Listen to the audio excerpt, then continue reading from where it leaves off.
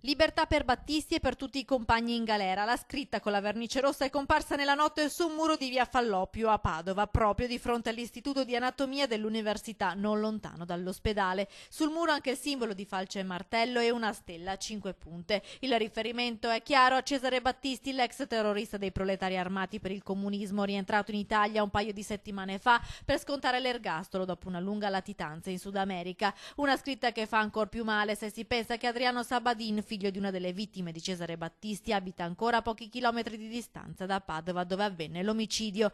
Unanime la condanna del mondo politico. Battisti deve scontare la pena che è una conseguenza degli atti che lui ha fatto moltissimi anni fa, ma la responsabilità individuale, e se li ha fatti deve risponderne. Pensavo soprattutto ai familiari di quel macellaio del veneziano che un bel po' di anni fa ha perso il padre, per un motivo che a quel punto era inspiegabile allora e che probabilmente ha trovato in parte una risposta adesso, almeno in termini di sapere chi è stato e di saperlo nelle patrie galere. Battisti è un criminale, un bandito che ha sfruttato forse una copertura politica per coprire quello che ha fatto, ma alla fine è un omicidio, un assassino che è scappato, ha vissuto, ha fatto la bella vita in tutti questi anni, si è preso gioco dell'Italia e degli italiani a prescindere dal colore politico. Adesso che finalmente sta scontando la propria pena è giusto che rimanga in cella, poi per le scritte gli stupidi sono dappertutto e continueranno ad esistere, però l'importante è che Battisti rimanga in carcere.